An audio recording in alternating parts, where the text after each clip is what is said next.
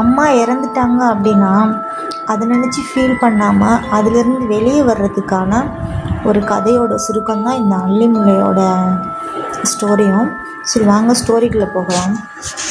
சில வழிகள் கத்தி அள வைக்காது, மௌனமாக உட்கார வைத்து உள்ளுக்குள்ளே உடைக்குது. அம்மா போன அன்னையிலேருந்து இவ ஒவ்வொரு நாளுமே சமாதானப்படுத்திக்கிட்டே இருப்பாள். இன்றைக்கி அழலாமா இல்லை நாளைக்கு வலிக்கட்டுமா என்ன தெரியாத நிலை இருந்துச்சு. முன்னாடி ஒரு சின்ன சிரிப்புக்கே அம்மா காரணமாக இருந்தாங்க. இப்போ ஒரு நாள் கூட அவங்கள நினைக்காம கடக்கிறதே இல்லை இவ.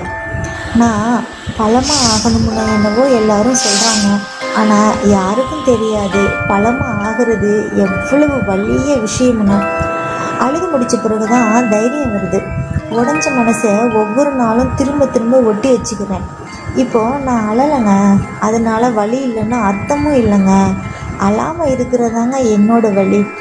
அம்மா நீ இல்லாத வாழ்க்கை என்னோட வாழ்க்கை தான், அதை நான் வாழ்ந்து தான் ஆகணும். வலிமையோட மௌனமாக ஆனால் விழுந்து போகாமல் அப்படின்னு அல்லிமுல்லை அவளுக்குள்ளே பேசிக்கிட்டு அந்த அம்மாவோட வழியிலிருந்து கொஞ்சம் கொஞ்சமாக வெளியே வர ஆரம்பிச்சிட்டாள். இந்த ஸ்டோரி உங்களுக்கு பிடிச்சிருக்குனாலும் இந்த ஸ்டோரியோட கண்டென்ட் அதோட சீன் வைஸாக ரெடி பண்ணி தரலாம் அப்படின்ட்டுருக்கேன். ஸோ உங்களுக்கு பிடிச்சிருக்கு அப்படின்னா சேனலை லைக் பண்ணிவிட்டு சப்ஸ்கிரைப் பண்ணிடுங்க. தேங்க்யூ.